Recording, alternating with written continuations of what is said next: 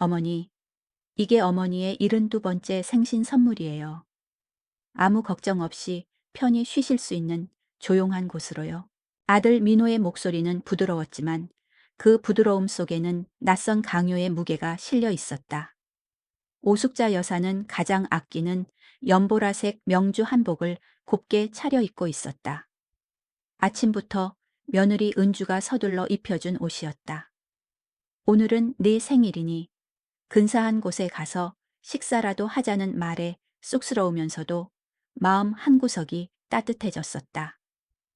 그래서 군말 없이 며느리가 골라준 옷을 입고 몇 년 만에 화장대 깊숙이 넣어두었던 옥비녀까지 꺼내 쪽진 머리에 꽂았다. 차는 부드럽게 나아갔다. 민호가 얼마 전에 새로 뽑은 차는 비싼 가죽 냄새와 은은한 방향제 향이 섞여 묘한 안도감을 주었다. 며느리 은주는 조수석에 앉아 연신 휴대폰을 들여다보며 누군가와 메시지를 주고받았고 아들은 운전에만 집중하는 듯 보였다. 왠지 모를 정적이 흘렀다. 평소라면 학교에 간 손주 녀석 이야기라도 꺼냈을 텐데 오늘은 다들 입을 굳게 다물고 있었다. 숙자 여사는 차창 밖으로 스쳐 지나가는 풍경을 말없이 바라보았다. 익숙한 서울의 번잡한 거리를 벗어나자 차는 한적한 교외 도로로 접어들었다.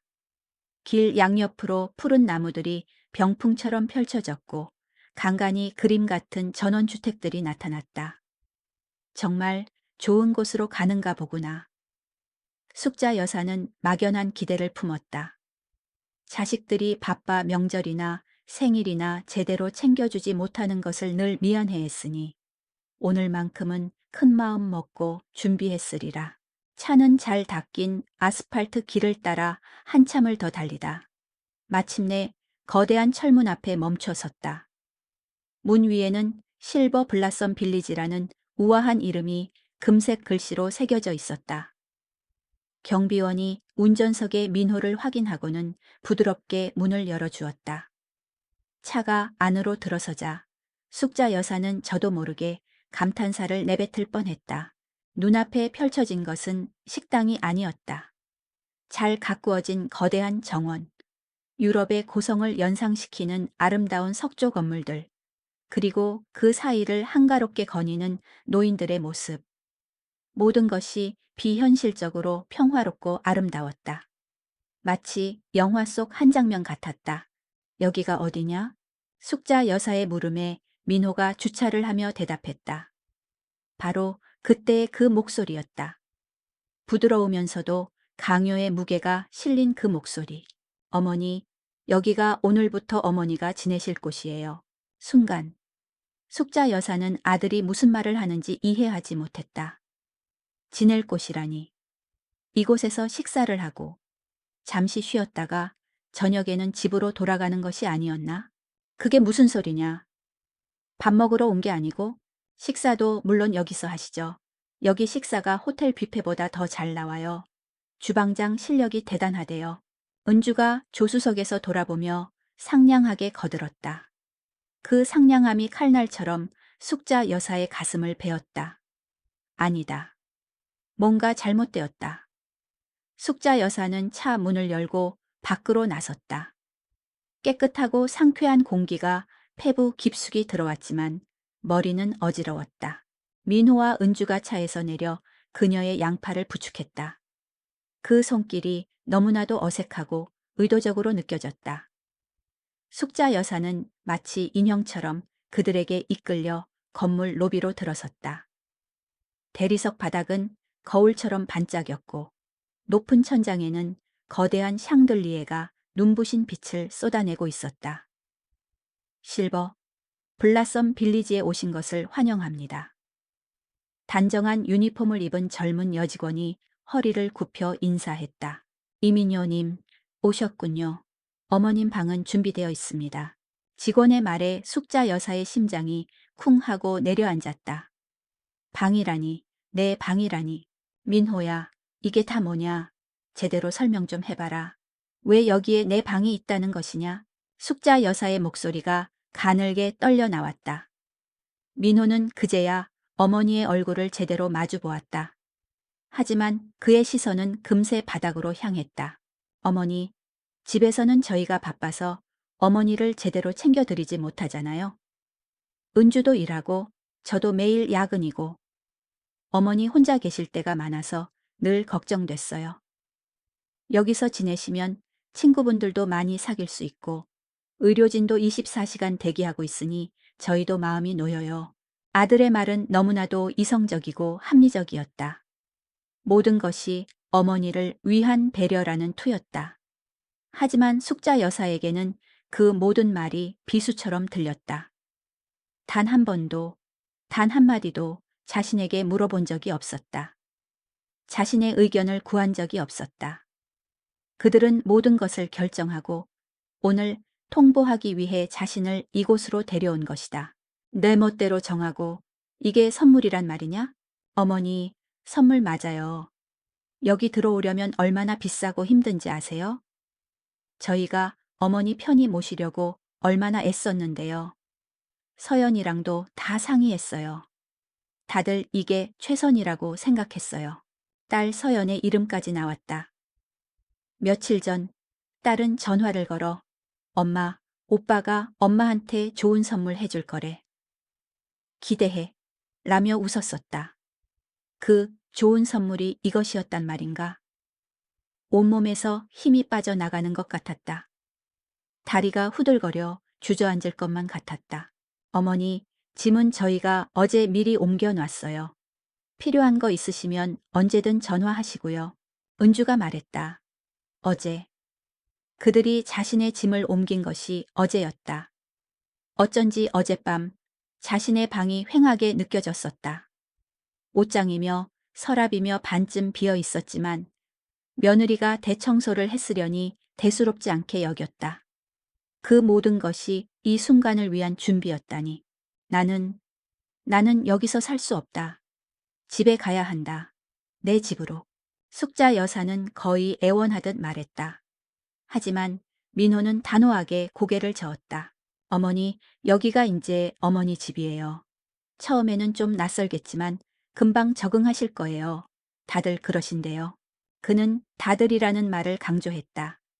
마치 자신처럼 자식들에게 이곳으로 선물 받은 수많은 부모들이 있다는 듯이 숙자 여사는 할 말을 잃었다. 분노가 치밀어 소리라도 지르고 싶었지만 목구멍에서는 아무 소리도 나오지 않았다. 대신 뜨거운 것이 눈시울을 적셨다. 평생 남 앞에서 눈물을 보이는 것을 수치라 여겼던 그녀였다. 하지만 지금은 그 수치심마저도 사치스럽게 느껴졌다. 자, 이제 저희는 가봐야 해요. 오후에 중요한 회의가 있어서요. 민호가 손목시계를 보며 말했다. 그 모습이 너무나도 잔인하게 느껴졌다. 어머니를 생면부지의 장소에 버려두고 가면서 회의가 중요하다고 말하는 아들. 그래 가거라. 바쁜데 어미한테 신경 쓸 겨를이 있겠니. 가봐. 숙자 여사는 마지막 남은 자존심으로 힘겹게 말했다. 목소리는 갈라졌고 억지로 지어 보인 미소는 눈물에 얼룩져 흉하게 일그러졌다. 은주는 끝내 숙자 여사의 눈을 마주치지 못하고 작은 목소리로 어머니 건강하세요 라고 말한 뒤 돌아섰다.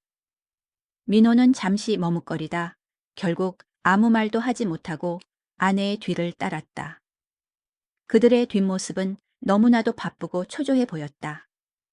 마치 끔찍한 의무를 마친 사람들이 서둘러 현장을 벗어나려는 것처럼 숙자 여사는 거대한 로비 한가운데 홀로 서서 유리문 밖으로 멀어지는 아들의 차를 바라보았다. 검은색 세단이 부드럽게 코너를 돌아 시야에서 완전히 사라질 때까지 그녀는 미동도 하지 않았다. 차가 사라지자 세상의 모든 소리가 함께 사라진 듯한 정적이 찾아왔다. 눈부신 샹들리에의 불빛도, 은은하게 흐르던 클래식 음악도, 친절한 직원의 미소도, 그 무엇도 그녀의 텅 빈 마음에 닿지 못했다. 평생을 바쳐 아이들을 키웠다. 남편이 일찍 세상을 떠난 후 시장에 나가 옷가지를 팔고 밤에는 남의 집 바느질감을 가져와 뜬 눈으로 밤을 새우며 두 아이를 대학까지 보냈다. 아들이 결혼할 때는 평생 모은 돈을 탈탈 털어 전셋집을 얻어주었고, 딸을 시집 보낼 때는 없는 살림에도 남들 하는 만큼 혼수를 해주려 애썼다. 그 후로는 아들네 집에 얹혀 살며 손주를 키우고 며느리를 대신해 집안 살림을 도맡았다. 그것이 자신의 마지막 역할이라 생각했다. 하지만 그 모든 세월의 끝에 남은 것은 무엇인가? 편히 쉬시라는 말과 함께 주어진 이 화려한 유배지. 자신은 그저 자식들의 삶에서 처리해야 할 마지막 과제였을 뿐이다. 거추장스러운 짐짝이었을 뿐이다. 어머님, 제가 방으로 안내해 드릴게요. 아까 그 젊은 직원이 다가와 부드럽게 말했다. 숙자 여사는 천천히 고개를 돌려 그녀를 바라보았다. 직원의 눈에는 동정심이 어려 있었다. 그 동정심이 숙자 여사의 심장을 다시 한번 찔렀다. 그녀는 아무 말 없이 직원을 따라 긴 복도를 걸었다. 복도 양옆으로 똑같이 생긴 문들이 끝없이 이어졌다. 그 문들 뒤에는 자신과 같은 사연을 가진 얼마나 많은 늙은 부모들이 살고 있을까. 그들도 선물이라는 이름으로 이곳에 왔을까. 직원이 3예거 2호라고 쓰인 문 앞에서 멈춰서서 카드를 대자 삑 소리와 함께 문이 열렸다. 방은 호텔처럼 깨끗하고 아늑했다. 창밖으로는 잘 가꾸어진 정원이 보였고 침대와 작은 소파, TV까지 모든 것이 갖춰져 있었다. 한쪽 벽면에는 그녀의 옷가지들이 반듯하게 걸려있는 옷장이 보였다. 어제까지 자신의 채취가 묻어있던 익숙한 물건들이 이제는 이 낯선 공간의 일부가 되어 있었다. 어머님, 불편한 점 있으시면 언제든 이 버튼을 눌러주세요.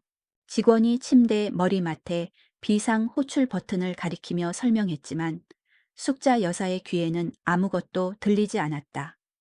그녀는 창가로 다가가 밖을 내다보았다. 정원 벤치에 앉아있던 한 노부인이 자신을 발견하고는 희미하게 미소를 지었다. 새로운 입주자를 구경하는 무심한 미소였다. 여기가 이제 내 집이다. 민호의 목소리가 귓가에 맴돌았다. 숙자 여사는 천천히 창가의 등을 기댔다. 곱게 차려입은 명주 한복이 구겨지는 것도 아랑곳하지 않았다. 다리에서 힘이 완전히 풀리면서 그녀는 그대로 바닥에 주저앉았다. 텅 빈 방 안, 그녀의 어깨가 가늘게 떨리기 시작했다. 소리 없는 울음이 터져 나왔다. 72해를 살아온 한 여인의 생일날, 그녀는 세상에서 가장 화려하고 잔인한 선물 속에서 홀로 남겨졌다. 밤은 소리 없이 지나갔다. 혹은 밤새 수많은 소리가 있었지만 오숙자 여사의 무너진 마음에는 아무것도 닿지 못했는지도 모른다. 그녀는 언제 잠들었는지 모르게 거실 소파 옆 차가운 마룻바닥에 웅크린 채로 얕은 잠과 깊은 혼미 상태를 오갔다. 등 뒤에서는 최고급 구스다운 이불이 놓인 침대가 호텔처럼 그녀를 기다리고 있었지만 그 푹신함에 몸을 뉘일 엄두가 나지 않았다. 그 침대는 그녀의 것이 아니었다. 이 방의 모든 것이 그러하듯 그저 잘 짜인 연극 무대의 소품처럼 느껴졌다. 새벽녘 창문 틈으로 스며든 희미한 빛에 그녀는 천천히 눈을 떴다. 낯선 천장이 가장 먼저 눈에 들어왔다. 잠시 동안 자신이 어디에 있는지 잊었다. 을의 아침이면 들려오던 손주의 시끄러운 알람 소리도, 며느리가 분주하게 아침을 준비하는 달그락거리는 소리도, 출근 준비를 하는 아들의 헛기침 소리도 들리지 않았다. 대신 완벽한 정적이 공간을 채우고 있었다. 아들네 집의 정적이 생활의 소음들이 잠시 멈춘 쉼표였다면 이곳의 정적은 모든 것이 끝난 뒤의 마침표 같았다. 숙자 여사는 삐걱거리는 몸을 힘겹게 일으켰다. 밤새 웅크리고 있었던 탓에 온몸에 뼈마디가 쑤셨다. 어제 곱게 차려입었던 명주 한복은 복이 흉하게 구겨져 있었다. 그녀는 기계적으로 옷을 벗어 의자에 걸쳐두고 옷장에 걸린 자신의 평상복 중 하나를 꺼내 입었다. 낡고 편안한 자신의 채취가 가장 많이 벤 옷이었다. 그 옷을 입고 나서야 비로소 숨통이 조금 트이는 것 같았다. 아침 식사 시간을 알리는 부드러운 안내 방송이 복도 스피커를 통해 흘러나왔다. 그녀는 방을 나서고 싶지 않았다. 하지만 뱃속에서는 허기를 알리는 신호가 정직하게 울려왔다. 평생을 남을 위해 밥을 차렸지. 자신을 위해 밥을 굶어본 적은 거의 없었다. 살아있는 것은 먹어야 한다. 그 단순한 생명의 법칙이 그녀를 문 밖으로 이끌었다. 식당은 1층 로비 옆에 있었다. 넓고 환한 공간에 하얀 식탁보가 깔린 테이블들이 질서정연하게 놓여 있었다. 이미 많은 노인들이 자리를 잡고 식사를 하고 있었다. 어떤 이들은 삼삼오오 모여 앉아 낮은 목소리로 담소를 나누었고, 어떤 이들은 그녀처럼 혼자 앉아 말없이 음식을 입으로 옮기고 있었다. 그들의 표정은 대부분 무심했다.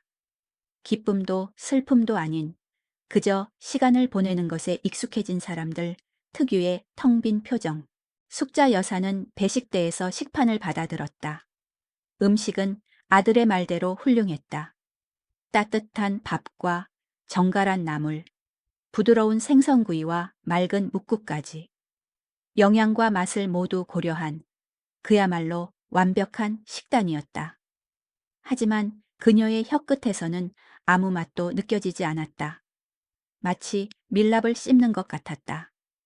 그녀는 구석진 자리에 앉아 고개를 숙인 채 밥을 먹었다. 다른 사람들의 시선이 느껴지는 것 같아 고개를 들 수 없었다. 그들이 자신을 보며 새로 온 사람이군 하고 수군거릴 것만 같았다. 식사를 마친 뒤 그녀는 정원으로 나섰다. 아침 햇살이 이슬 맺힌 잔디 위로 쏟아져 내리고 있었다. 전문가의 손길이 닿은 정원은 한치의 흐트러짐도 없이 아름다웠다. 계절에 맞는 꽃들이 화단마다 가득했고 작은 분수에서는 맑은 물줄기가 솟아오르고 있었다. 하지만 이 완벽한 아름다움 속에는 생기가 없었다. 아이들의 웃음소리도 강아지가 뛰어노는 모습도 없었다. 그저 잘 관리된 박제된 자연일 뿐이었다. 그녀는 정원 한쪽 벤치에 앉았다. 실버 블라썸 빌리지의 하루 일과가 본격적으로 시작되고 있었다. 활기찬 음악과 함께 야외 체조 교실이 열렸고 몇몇 노인들이 어색한 동작으로 강사를 따라하고 있었다. 실내에서는 서예 교실, 꽃꽂이 강좌, 노래 교실 등이 열린다는 안내 방송이 연이어 흘러나왔다. 어머님, 처음 오셨죠? 같이 체조하러 가실래요? 몸을 움직이면 기분도 상쾌해져요. 어제 보았던 그 젊은 여직원이 미소를 지으며 다가왔다. 그녀의 명찰에는 사회복지사 김민지라고 적혀 있었다. 그 친절함은 의심할 여지 없이 선의에서 비롯된 것이었지만 숙자 여사에게는 그저 업무의 일부로 느껴질 뿐이었다. 아닙니다. 괜찮아요. 난 그냥 좀 앉아있고 싶어서. 숙자 여사는 희미하게 고개를 저었다. 그녀의 거절에 김민지 복지사는 잠시 난처한 표정을 짓다가 이내 다시 상냥하게 말했다. 그러시면 도서관은 어떠세요? 신간도 많고 조용해서 시간 보내기 좋으실 거예요. 됐습니다. 정말 괜찮아요. 그녀의 목소리에는 자신도 모르게 날이 서 있었다. 김민지 복지사는 더 이상 권하지 못하고 네, 그럼 편히 쉬세요. 라는 말을 남기고 자리를 떴다. 숙자 여사는 그녀의 뒷모습을 보며 마음속으로 생각했다. 나는 당신들의 프로그램에 참여하러 온 게 아니야. 나는 그저 버려졌을 뿐이라고. 그녀는 다시 혼자가 되었다. 벤치에 앉아 하염없이 시간을 흘려보냈다. 머릿속에서는 온갖 기억들이 명멸했다. 아들 민호가 처음으로 엄마라고 불렀던 날의 벅찬 감동. 딸 서연이 유치원 학예회에서 토끼 옷을 입고 춤추던 귀여운 모습. 남편과 사별하고 혼자 남았을 때의 막막함과 두려움. 그럼에도 불구하고 아이들을 보며 다시 일어서야겠다고 다짐했던 수많은 밤들. 그녀의 삶은 언제나 누군가를 위한 것이었다. 남편을 위해, 그리고 아이들을 위해. 자신의 이름인 오숙자로 살아본 기억이 아득했다. 그녀는 늘 민호 엄마, 서연이 엄마로 불렸다. 아들이 결혼한 뒤에는 사부인, 손주가 태어난 뒤에는 할머니가 되었다. 그 모든 역할에 충실했다. 그것이 자신의 행복이라 믿었다. 하지만 지금 이곳 실버 블라썸 빌리지에서 그녀는 그 어떤 역할도 아니었다. 그저 입소자 오숙자님일 뿐이었다. 평생을 바쳐 쌓아온 관계와 역할들이 모두 지워지고 텅 빈 개인으로 내던져진 기분이었다. 그녀는 문득 아들네 집의 풍경을 떠올렸다. 늘 어지럽혀져 있던 손주의 방, 소파 위에 아무렇게나 벗어 던져진 민호의 양말, 욕실 세면대를 가득 채운 며느리의 화장품들. 그때는 그 모든 것이 보기 싫고 잔소리할 거리였지만 지금 생각하니 그 어지러움이야말로 살아있음의 증거였다. 가족들이 부대끼며 만들어내는 혼돈. 그것이 집이었다. 이곳은 집이 아니었다. 모든 것이 지나치게 깨끗하고 정돈되어 있고 조용했다. 이곳은 삶의 마지막을 기다리는 대기실에 가까웠다. 점심시간이 되었지만 그녀는 식당에 가지 않았다. 방으로 돌아와 문을 잠갔다. 창밖에서는 여전히 사람들의 움직임이 보였다. 산책을 하거나 모여서 장기를 두거나 웃고 떠드는 사람들. 그들은 어떻게 저렇게 아무렇지 않을 수 있을까? 어쩌면 그들 역시 처음에는 자신처럼 절망했을 것이다. 하지만 시간이 흐르면서 체념하고 적응하고 마침내 이곳의 일부가 되어버린 것일까? 자신도 언젠가 저들처럼 될까? 그 생각만으로도 온몸에 소름이 돋았다. 그녀는 침대에 누워 눈을 감았다. 잠들고 싶었다. 이 끔찍한 현실을 잠시라도 잊고 싶었다. 하지만 정신은 그 어느 때보다도 또렷했다. 아들의 목소리, 며느리의 외면, 딸의 냉정한 말이 끊임없이 귓가를 맴돌았다. 우리가 바빠서 어머니를 제대로 챙겨드리지 못하잖아요. 여기 들어오려면 얼마나 힘든지 아세요? 엄마가 거기 계시는 게 모두를 위해 좋은 거예요. 그 말들은 모두 사실일지도 모른다. 자신은 정말로 자식들에게 짐이었을 것이다. 늙고 병든 어머니. 아침마다 약을 챙겨줘야 하고 식사를 신경 써야 하고 병원에 모시고 다녀야 하는 존재. 바쁜 자식들의 발목을 잡는 거추장스러운 존재. 그들의 합리적인 결정 앞에 자신의 서운함과 배신감은 그저 늙은이의 이기적인 투정일 뿐인지도 모른다. 생각이 거기에 미치자 분노는 사그라들고 깊은 슬픔이 밀려왔다. 자식들을 원망하는 마음보다 그들의 짐이 되어버린 자기 자신이 처량하고 가여워졌다. 수십 년의 헌신이 결국 이런 결과를 낳았다는 사실이 믿기지 않았다. 마치 평생 공들여 지은 집이 하루아침에 모래성처럼 허물어져 내린 기분이었다. 저녁 식사를 알리는 방송이 나왔지만 그녀는 여전히 자리에서 일어나지 않았다. 해가 지고 방 안에 어둠이 내리기 시작했다. 그녀는 불을 켜지 않았다.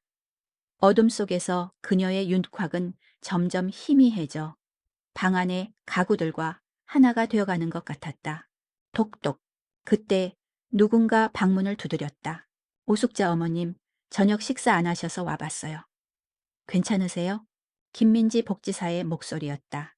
숙자 여사는 대답하지 않았다. 숨을 죽이고 가만히 있었다. 문 밖에서 잠시 서성이던 인기척은 이내 멀어져 갔다. 곧이어 다시 찾아온 정적.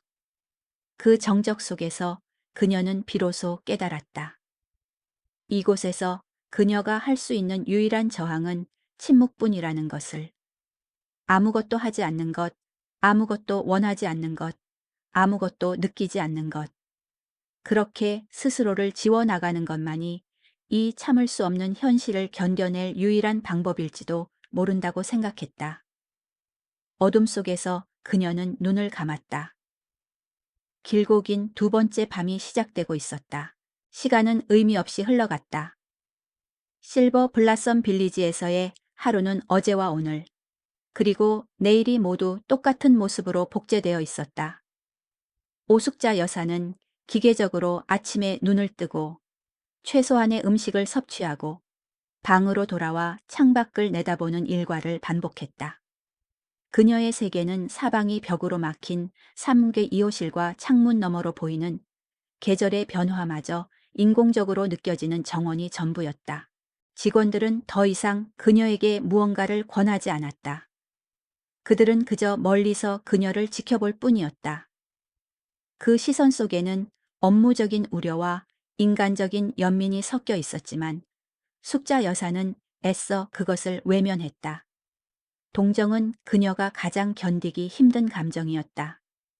그것은 그녀가 약하고 불쌍하고 스스로는 아무것도 할 수 없는 존재임을 인정하는 것과 같았기 때문이다. 그녀가 이곳에 온 지 일주일이 되던 날 오후였다. 무료함이 뼛속까지 스며드는 듯한 시간이었다. 침대에 누워있기도 창밖을 보는 것도 지겨워졌다. 그때 그녀의 눈에 방 한 구석에 놓인 작은 여행 가방이 들어왔다. 며느리 은주가 그녀의 짐이라며 챙겨준 것이었다. 그 안에는 평소에 입던 낡은 옷 몇 벌과 속옷, 그리고 낡은 사진첩 하나가 전부였다. 그녀는 그 가방을 열어볼 생각조차 하지 않고 있었다. 그 내용물을 확인하는 순간 자신이 정말로 이 집에서 쫓겨난 것임을, 그리고 다시는 돌아갈 수 없음을 인정해야 할 것 같아서였다. 하지만 오늘은 달랐다. 무언가라도 해야 했다. 이대로 있다가는 생각의 늪에 빠져 질식해버릴 것만 같았다. 그녀는 침대에서 일어나 삐걱거리는 무릎을 짚고 가방 앞으로 다가갔다. 지퍼를 열자 익숙한 조명 냄새와 함께 그녀의 삶의 흔적들이 모습을 드러냈다. 색이 바래면 티셔츠, 무릎이 늘어난 몸빼 바지, 그리고 손때 묻은 사진첩. 그녀는 사진첩을 차마 펼치지 못하고 옆으로 밀어놓았다. 그 안에는 지금은 자신을 버린 가족들의 웃는 얼굴이 가득할 터였다. 옷가지들을 하나씩 꺼내 옷장에 정리하기 시작했다. 그것은 무의미한 행동이었다. 이미 옷장에는 충분한 옷이 있었고 이 좁은 방에서 갈아입을 옷이 많이 필요하지도 않았다. 하지만 그녀는 손을 움직여야만 했다. 옷을 개고 걸고 정리하는 반복적인 행위 속에서 잠시나마 고통을 잊을 수 있었다. 가방 바닥에 거의 다다랐을 때였다. 두툼하게 접힌 낡은 스웨터 아래에서 딱딱한 것이 손에 잡혔다. 조심스럽게 스웨터를 걷어내자 짙은 갈색의 작은 오동나무 상자가 모습을 드러냈다. 한 손에 들어올 만큼 자그마한, 하지만 세월의 무게가 느껴지는 상자였다. 숙자 여사는 잠시 숨을 멈췄다. 이 상자가 왜 여기에 있는지 기억나지 않았다. 너무나도 오랫동안 잊고 있었던 물건이었다. 그녀는 상자를 들고 창가로 다가갔다. 햇살 아래 비춰보니 상자 표면에 희미하게 나비 문양이 음각되어 있었다. 아주 오래전 그녀의 아버지가 만들어준 것이었다. 그제야 기억의 파편들이 하나둘씩 떠오르기 시작했다. 심장이 희미하게, 그러나 분명히 뛰기 시작했다. 그것은 지난 일주일간 처음으로 느껴보는 슬픔이나 절망이 아닌 다른 종류의 감정이었다. 떨리는 손으로 상자의 작은 노소의 잠금 장치를 열었다. 삐걱 소리를 내며 뚜껑이 열리자 오래된 나무와 마른 비단 냄새가 코끝을 스쳤다. 그리고 그 안에 담긴 내용물이 그녀의 시야로 들어왔다. 색색의 비단실이 감긴 작은 실패들. 한때는 눈부시게 선명했을 색들은 이제 세월의 발에 파스텔 톤처럼 부드러워져 있었다. 손가락에 꼭 맞던 작은 은골무는 검게 변색되어 있었고 솜을 채워 만든 작은 비단, 바늘꽂이에는 녹슨 바늘 몇 개가 여전히 꽂혀 있었다. 그리고 그 모든 것들 아래 곱게 접힌 하얀 명주 조각이 있었다. 숙자 여사는 조심스럽게 명주 조각을 꺼내 펼쳤다. 그 위에는 먹선으로 그린 커다란 모란곶 도안이 선명하게 남아 있었다. 꽃잎 몇 장은 이미 붉은색과 분홍색 실로 섬세하게 수가 놓여 있었다. 미완성의 모란. 그것은 그녀가 시집 오기 전 자신의 혼수품으로 만들던 보자기였다. 순간 시간의 둑이 무너져 내렸다. 잊고 있던 과거의 기억들이 홍수처럼 그녀를 덮쳤다. 18살의 오숙자. 그녀는 동네에서 자수 잘 놓기로 소문난 처녀였다. 바늘을 잡으면 시간 가는 줄 몰랐고 그녀의 손끝에서 피어나는 꽃과 나비는 마치 살아있는 듯했다. 그녀에게는 꿈이 있었다. 서울 인사동의 작고 예쁜 자수 공방을 여는 것이었다. 자신이 만든 아름다운 작품들을 사람들에게 선보이고 그 가치를 인정받고 싶었다. 그러던 어느 날 늠름하고 과묵한 청년이 그녀의 앞에 나타났다. 그녀의 남편 될 사람이었다. 그는 그녀의 자수 놓는 모습에 첫눈에 반했다고 했다. 그의 우직하고 성실한 모습에 그녀도 마음이 끌렸다. 청혼을 받았을 때 그녀는 기쁘면서도 한편으로는 서글펐다. 결혼을 하면 꿈을 잠시 접어두어야 한다는 것을 알고 있었기 때문이었다. 그녀는 자신의 결혼을 위해 이 모란곶 보자기를 수놓기 시작했다. 언젠가는 아이들을 다 키우고 난 아주 먼 훗날에는 다시 바늘을 잡을 수 있을 것이라 스스로에게 약속하며 한 땀 한 땀 수를 놓았다. 하지만 삶은 그녀가 계획한 대로 흘러가지 않았다. 결혼 후 그녀는 아내이자 며느리가 되었다. 곧이어 민호가 태어났고 몇 년 뒤에는 서연이가 태어났다. 그녀의 하루는 갓난아이의 기저귀를 갈고 젖을 물리고 이유식을 만드는 일로 채워졌다. 남편 뒷바라지와 시부모님 봉양, 그리고 두 아이를 키우는 일은 그녀의 모든 시간과 에너지를 앗아갔다.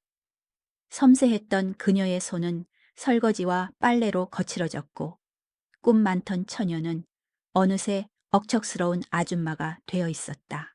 오동나무 상자는 장롱 깊숙한 곳으로 밀려났다. 처음에는 가끔 꺼내보며 아쉬워했지만 시간이 흐르면서는 그 존재조차 잊어버렸다. 남편이 갑작스럽게 세상을 떠났을 때는 슬퍼할 겨를도 없이 생계전선에 뛰어들어야 했다. 그녀의 손은 이제 바늘 대신 시장에서 팔옷가지를 나르고 돈을 세고 아이들의 밥을 차리는 데에만 익숙해졌다. 기억의 강을 헤엄쳐 나온 숙자 여사의 눈앞에는 쭈글쭈글하고 검버섯이 핀 자신의 손과 그 위에 놓인 미완성의 모란이 있었다. 50년이 넘는 세월이 그 둘 사이에 놓여 있었다. 희망에 부풀어 있던 18 처녀와 자식에게 버림받고 양로원에 들어온 72의 늙은 여인. 그 간극이 너무나도 아득하고 서러워 그녀는 가슴이 미어지는 듯한 통증을 느꼈다. 이 미완성의 모란은 마치 그녀 자신의 삶의 축소판 같았다. 가장 화려하게 피어날 수 있었지만 미처 만개하지 못하고 시들어버린 삶. 누군가를 위해 자신의 색과 향기를 모두 포기해버린 삶. 그녀는 떨리는 손으로 바늘꽂이에 꽂힌 녹슨 바늘 하나를 뽑아들었다. 차갑고 날카로운 바늘의 감촉이 손끝에 선명하게 전해졌다.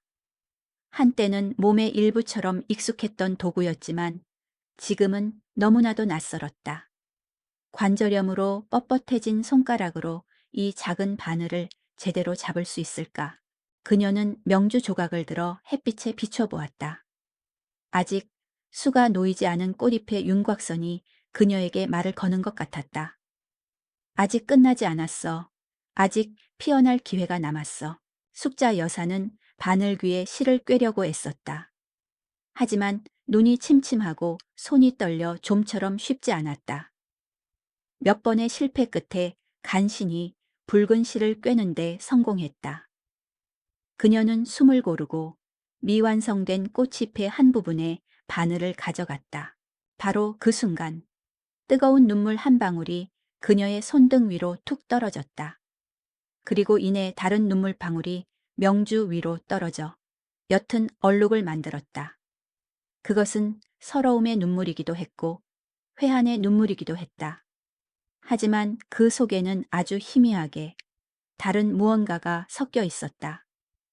잊고 있던 자신을 되찾은 데 대한 안도감, 그리고 아주 작은 불씨 같은 희망. 숙자 여사는 눈물을 닦아낼 생각도 하지 않은 채 뻣뻣한 손가락에 힘을 주어 바늘로 비단을 찔렀다. 서걱. 마른 비단이 뚫리는 소리가 고요한 방 안에 유난히 크게 울렸다.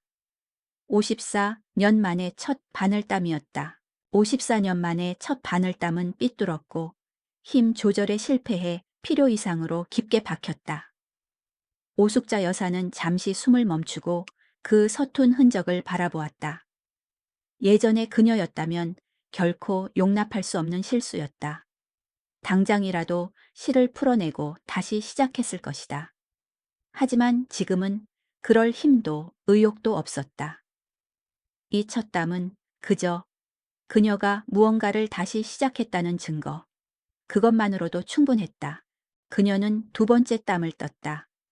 손가락 마디마디가 뻣뻣하게 굳어 바늘을 쥔 손에 힘이 제대로 들어가지 않았다.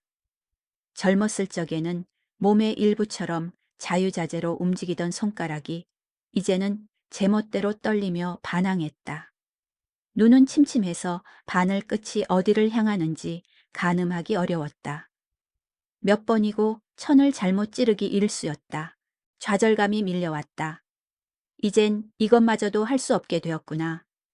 한때는 누구보다 섬세하고 정교한 솜씨를 자랑했던 자신의 손이 이렇게 무뎌졌다는 사실이 서러웠다.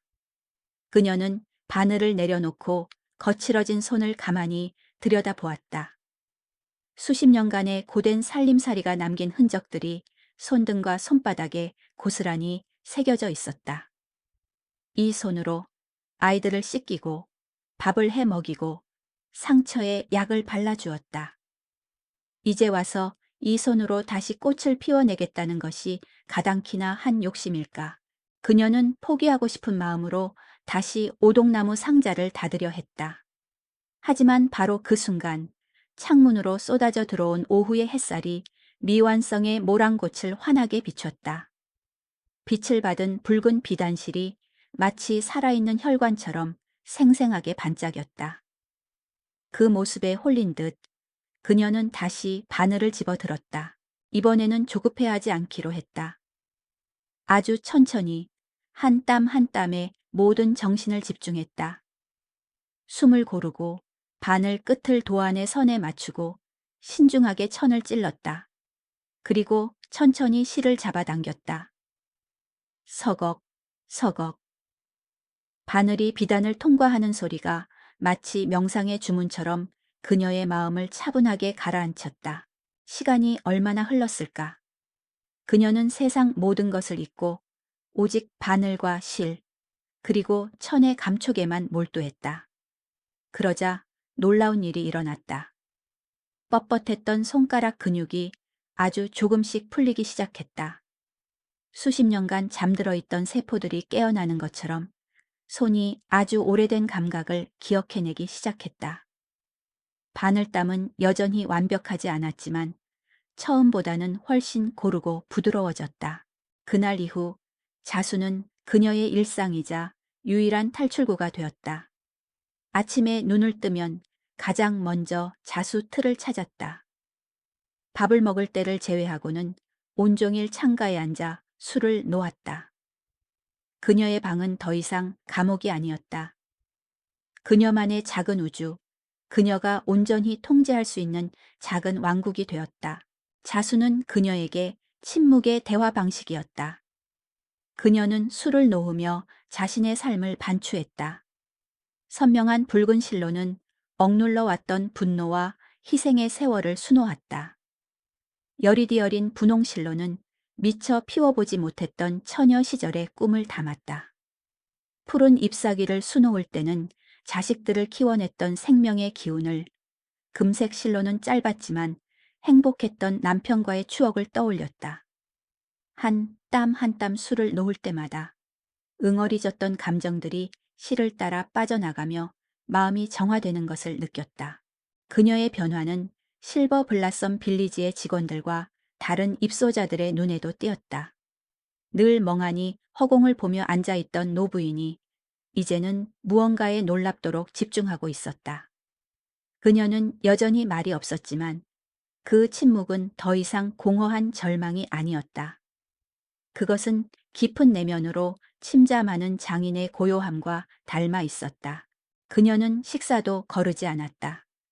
예전에는 억지로 몇 술 뜨는 둥마는둥 했지만 이제는 밥 한 톨 남기지 않고 깨끗이 그릇을 비웠다. 술을 놓으려면 기력이 필요하다는 것을 알았기 때문이었다. 그녀는 식당에서도 구석진 자리에 앉았지만 더 이상 고개를 숙이지 않았다. 조용히, 그러나 당당하게 자신의 식사를 마쳤다. 그녀의 삶의 목적이라는 것이 생겼기 때문이었다. 그러던 어느 맑은 날 오후였다. 방 안의 불빛만으로는 눈이 침침해서 그녀는 자수틀을 들고 2층에 있는 휴게실로 갔다. 그곳은 통유리 창으로 되어 있어 햇빛이 가장 잘 드는 곳이었다. 휴게실에는 이미 몇몇 노인들이 소파에 앉아 담소를 나누거나 TV를 보고 있었다. 그녀는 다른 사람들에게서 가장 멀리 떨어진 창가 의자의 자리를 잡았다. 한참 동안 수에 몰두하고 있는데 누군가의 그림자가 그녀 위로 드리워졌다. 고개를 들자 단발의 백발을 단정하게 빗어 넘긴 한 노부인이 자신을 내려다보고 있었다. 날카로운 눈매와 굳게 담은 입술이 예사롭지 않은 인상을 주었다. 솜씨가 보통이 아니네. 요새는 저런 기법으로 수놓는 사람 보기 힘든데. 목소리는 약간 허스키했지만 발음은 아나운서처럼 정확했다. 동정도 상투적인 칭찬도 아닌 작품 자체에 대한 순수한 감탄이 담긴 말이었다. 숙자 여사는 처음 겪는 종류의 관심에 조금 놀랐다. 과찬이십니다. 과찬 아니야. 난 평생 국어를 가르친 사람이라 빈말은 잘 못해. 어디 한번 자세히 봐도 될까? 그녀는 대답을 기다리지도 않고 숙자 여사 옆 의자에 털썩 앉았다. 그리고는 안경 너머 날카로운 눈으로 그녀의 자수를 꼼꼼히 뜯어보기 시작했다. 숙자 여사는 자신도 모르게 몸이 경직되었다. 모란이군. 꽃 중의 왕. 그런데 아직 미완성이네. 꽤 오래된 것 같은데 사연이라도 있는 물건인가? 그녀의 질문은 직설적이었지만 무례하게 느껴지지는 않았다. 오히려 상대방에 대한 깊은 관찰력과 지적인 호기심이 느껴졌다. 숙자 여사는 잠시 망설였다. 자신의 이야기를, 이 상처의 근원을 생면부지의 사람에게 털어놓아도 될까? 하지만 그녀의 눈빛을 보자 그런 경계심이 조금 누그러졌다. 그 눈빛 속에는 자신과 비슷한 종류의 외로움과 세상에 대한 냉소, 그리고 그것을 애써 감추려는 강인함이 함께 담겨 있었다.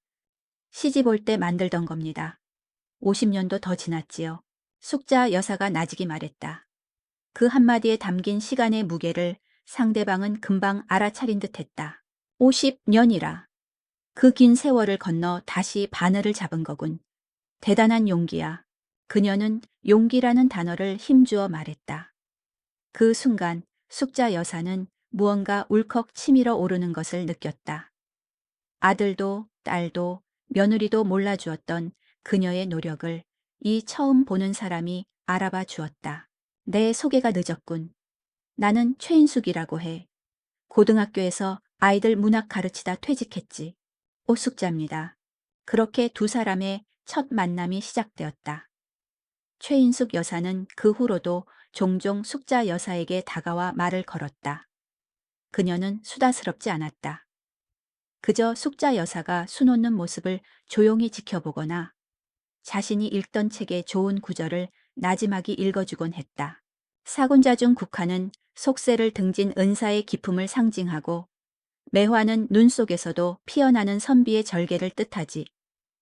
이 모라는 부귀영화를 상징한다고들 하지만 나는 좀 다르게 생각해. 모라는 자기 자신을 가장 화려하고 완전하게 피워내는 꽃이야. 남 보라고 피는 게 아니라 스스로를 위해 만개하는 거지. 당신이 지금 수놓고 있는 저 모란처럼. 인숙 여사의 말은 숙자 여사의 마음에 조용히 스며들었다. 그녀는 처음으로 자신의 자수가 갖는 의미에 대해 생각해 보게 되었다. 이것은 단순히 과거의 꿈을 좇는 행위가 아니었다. 그것은 상처받고 버려진 자기 자신을 치유하고 스스로의 존엄성을 한 땀 한 땀 되찾아오는 과정이었다. 어느덧 해가 저물고 휴게실에 붉은 노을이 가득 찼다. 다른 사람들은 모두 저녁 식사를 하러 자리를 떴지만 두 사람은 여전히 창가에 앉아 있었다. 숙자 여사는 바늘을 움직이고 있었고 인숙 여사는 낡은 시집을 펼쳐 들고 있었다. 길이 끝나는 곳에서도 길이 있다. 길이 끝나는 곳에서도 길이 되는 사람이 있다. 스스로 봄길이 되어 끝없이 걸어가는 사람이 있다. 인숙 여사가 나지막이 읊는 시 구절이 저녁 노을과 함께 방 안을 부드럽게 감쌌다. 숙자 여사는 바느질을 멈추고 잠시 눈을 감았다. 아주 오랜만에 그녀는 누군가와 함께 있다는 감각을 느꼈다. 그것은 가족이라는 이름으로 서로를 얽매는 부담스러운 관계가 아니었다. 서로의 고독을 침범하지 않으면서도 조용히 서로의 존재를 인정해주는 어른들의 우정이었다. 그녀의 마음속에서 작고 따뜻한 불씨 하나가 피어나는 것 같았다. 거대하고 차가운 절망 속에서 발견한 아주 작지만 소중한 온기였다. 최인숙 여사와의 만남 이후 오숙자 여사의 일상에는 작은 균형이 찾아왔다. 그녀는 여전히 대부분의 시간을 침묵 속에서 보냈지만 그 침묵은 더 이상 고독과 절망의 동의어가 아니었다. 그것은 오롯이 자신에게 집중하는 충만한 시간이 되었다. 아침이면 창가에 앉아 술을 놓고 오후에는 햇살이 잘 드는 휴게실로 자리를 옮겨 인숙 여사와 함께 시간을 보냈다. 두 사람은 많은 대화를 나누지 않았다. 인숙 여사는 주로 책을 읽거나 신문을 보았고 숙자 여사는 바느질에 몰두했다. 하지만 두 사람 사이에는 말없이도 서로를 이해하는 기류가 흘렀다. 때로는 인숙 여사가 읽던 책의 한 구절에 대해 이야기했고 때로는 숙자 여사가 새로 익힌 자수 기법에 대해 설명했다. 그들의 대화는 자식들의 안부나 세상 돌아가는 이야기가 아니었다. 그것은 책과 바느질, 그리고 지나온 세월에 대한 두 늙은 여성의 담담한 소회였다. 그렇게 며칠이 더 흘렀다. 숙자 여사는 조금씩 이곳 생활에 무뎌지고 있었다. 적응과는 다른 일종의 체념에 가까운 상태였다. 더 이상 집으로 돌아가고 싶다는 생각으로 스스로를 괴롭히지 않았다. 그저 오늘 하루 내 앞에 놓인 이 비단 위에 아름다운 꽃을 피워내는 것에만 집중하기로 했다. 그러던 어느 날 오후였다. 숙자 여사가 막 새로운 색시를 바늘에 꿰고 있을 때 방 안의 전화기가 요란하게 울렸다. 입소한 이래로 한 번도 울린 적이 없던 전화였다. 그녀는 깜짝 놀라 하던 일을 멈췄다. 발신자 표시 화면에는 내 딸 서연이라는 5글자가 떠 있었다. 순간 그녀의 심장이 철렁 내려앉았다. 동시에 아주 작은 희망이 싹 텄다. 무슨 일이라도 생긴 걸까? 아니면 그냥 엄마 목소리가 듣고 싶어서 전화를 한 걸까? 어쩌면 주말에 집에 한번 오라고, 손주들이 할머니를 보고 싶어 한다고 말할지도 모른다. 그녀는 떨리는 손으로 수화기를 들었다. 여보세요? 엄마, 나 서연이야. 잘 지내? 딸의 목소리는 평소처럼 밝고 명랑했다. 그 목소리를 듣는 순간 싹 텄던 희망이 불안으로 바뀌었다. 아무 일도 없다는 뜻이었다. 이것은 그저 의례적인 안부 전화일 뿐이다. 그래, 잘 지낸다. 밥에온 잘 챙겨 먹고 거기 시설은 좋다며?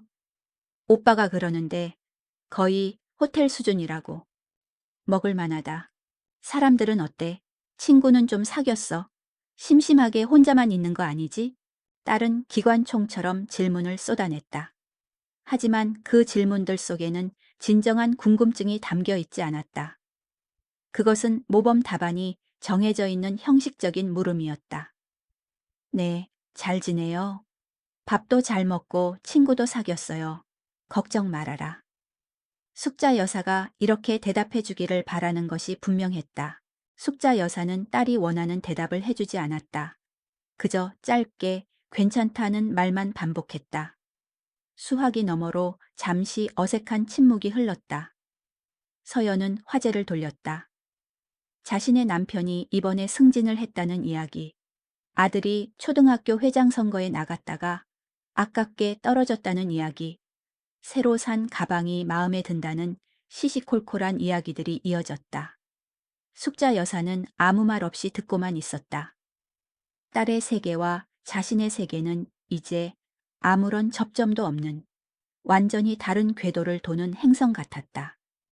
그래서 말이야, 연마. 이번 주말에 시댁 식구들이랑 다 같이 제주도에 가게 됐어. 시아버님 칠순이라서. 그러냐? 잘 다녀오너라. 응. 그래서 말인데 혹시 뭐 필요한 거 없어? 가는 길에 들러서 뭐 사다 줄까? 그 말에 숙자 여사는 자기도 모르게 쓴웃음을 지었다. 필요한 것이 왜 없겠는가? 그녀에게 필요한 것은 새 옷이나 맛있는 음식이 아니었다. 그녀에게는 가족이, 집이, 그리고 자신이 평생을 바쳐온 삶이 필요했다. 그녀는 용기를 내보기로 했다. 아주 조심스럽게 마음속 말을 에둘러 꺼내보았다. 날이 제법 쌀쌀해졌더구나. 집 마당에 심어놓은 국화가 이제 필 때가 됐겠네. 그것은 그녀가 할 수 있는 최선의 표현이었다. 집이 그립다는 뜻이었다. 하지만 서연은 그 말의 속뜻을 알아채지 못했다. 혹은 애써 외면했는지도 모른다. 아, 국화? 글쎄, 오빠네 집 마당은 이제 형님이 다 관리하니까. 아마 예쁘게 폈을 거야. 엄마, 거기도 정원 예쁘다며. 거기서 꽃구경 실컷 해. 딸의 무심한 대답에 숙자 여사의 마음이 차갑게 식어내렸다. 그녀는 마지막 남은 희망의 끈을 붙잡는 심정으로 좀 더 직접적으로 말했다. 서연아, 엄마, 집에 한번 가고 싶다. 며칠만이라도 좋으니? 그 말이 끝나자마자 수화기 저편에서 딸의 깊은 한숨소리가 들려왔다. 지금까지의 상냥한 목소리는 온데간데 없고 짜증과 피로가 섞인 현실적인 목소리가 흘러나왔다. 엄마, 또 왜 그래? 집이라니? 이제 거기가 엄마 집이잖아. 엄마도 알잖아. 오빠랑 형님, 얼마나 바쁜지. 엄마 거기 계실 때 두 사람 얼마나 힘들어 했는지 몰라? 형님도 직장 다니면서 할머니까지 챙기려니 스트레스 받아서 살이 쏙 빠졌었어. 엄마는 정말 몰라? 딸의 목소리는 점점 날카로워졌다. 마치 철없는 아이를 꾸짖는 듯한 투였다. 엄마, 우리 좀 현실적으로 생각하자. 지금이 모두에게 최선이야. 엄마는 거기서 전문가들한테 최고의 보살핌을 받고 오빠랑 형님은 자기들 생활에 집중할 수 있고 이게 가장 효율적인 해결책이라고. 나도 내 생활이 있고 언제까지 우리가 엄마한테만 매달려 살 수는 없는 거잖아. 효율적인 해결책. 그 단어가 비수처럼 숙자 여사의 가슴에 박혔다. 그녀의 존재가, 그녀의 삶이, 그녀의 사랑이 자식들에게는 그저 처리해야 할 비효율적인 문제였을 뿐이다. 평생을 바친 헌신은 비효율이라는 단어 하나로 간단하게 정리돼 버렸다. 모든 것이 명확해졌다. 더 이상 어떠한 환상도 기대도 남아있지 않았다. 심지어 슬픔이나 분노 같은 감정조차 느껴지지 않았다. 대신 아주 차갑고 투명한 무언가가 그녀의 머릿속을 채웠다. 그것은 모든 것을 포기한 자만이 얻을 수 있는 기이한 평온함이었다. 알겠어. 숙자 여사는 나직이 말했다. 뭘 알겠다는 거야, 엄마? 내 말이 다 맞다는 뜻이다. 이제 전화 끊어라. 나도 좀 쉬어야겠다. 그래. 엄마. 그럼 제주도 다녀와서 또 전화할게. 필요한 거 있으면 그때 말하고. 끊어. 딸은 기다렸다는 듯이 서둘러 전화를 끊었다. 뚜뚜뚜. 단절된 신호음이 방 안에 울려 퍼졌다. 숙자 여사는 한참 동안 수화기를 내려놓지 못했다. 그녀는 울지 않았다. 눈물조차 나오지 않았다. 그녀는 수화기를 제자리에 놓고 천천히 자리에서 일어났다. 그리고 창가에 놓인 자수틀 앞으로 다가갔다. 미완성의 모란곳. 이제 이 꽃은 그녀에게 다른 의미로 다가왔다. 그것은 더 이상 과거에 대한 그리움이나 잃어버린 꿈의 상징이 아니었다. 그것은 이제 그녀 자신이 되었다. 세상과 단절되고 자식들에게서조차 버림받은 그녀가 기댈 수 있는 유일한 세계였다. 그날 저녁, 그녀는 휴게실에서 인숙 여사를 만났다. 인숙 여사는 그녀를 보자마자 무언가 달라졌음을 직감했다. 무슨 일 있었나?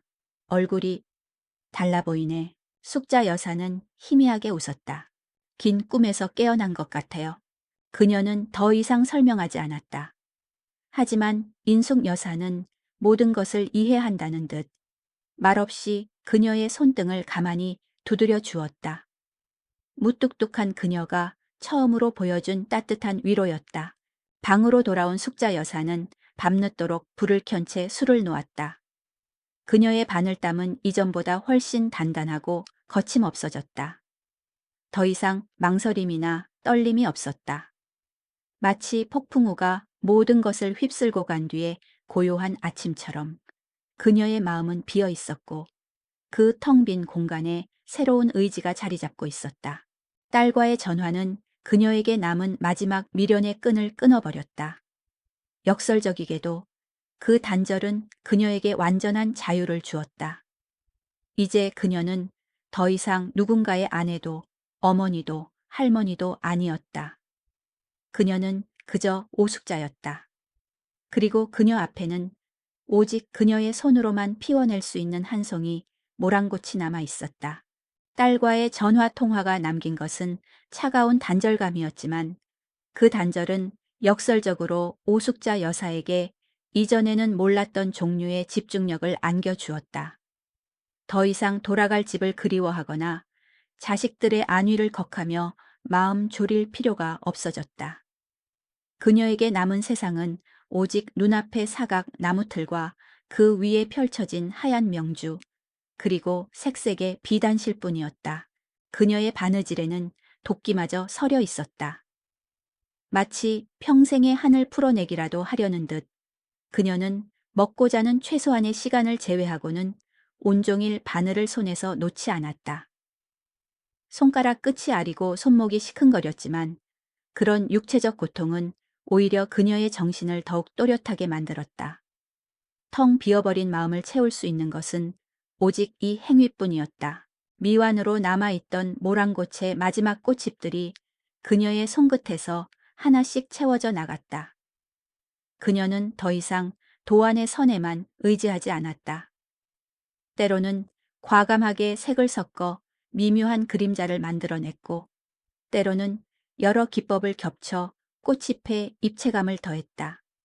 그것은 잊혔던 기술의 복원이자 새로운 창조의 과정이었다. 그녀는 술을 놓는 것이 아니었다. 그녀는 자신의 내면을, 자신의 굴곡진 삶을 비단 위에 그려내고 있었다. 마지막으로 남은 것은 꽃의 심장 부인 꽃술이었다. 그녀는 가장 고운 금색 실을 골랐다. 남편과 함께했던 짧고 빛나던 시간, 아이들의 웃음소리가 집안에 가득했던 행복한 순간들, 그 모든 기억을 한 땀 한 땀에 담아 정성스럽게 술을 놓았다. 수십 개의 금빛 점들이 모여 화려하면서도 기품이 있는 꽃술을 이루었을 때 그녀는 마침내 바늘을 멈췄다. 모란꽃이 완성되었다. 숙자 여사는 자수 틀을 들어 올렸다. 창문으로 들어온 햇살이 비단 위를 비추자 모란꽃은 마치 살아있는 것처럼 숨을 쉬기 시작했다.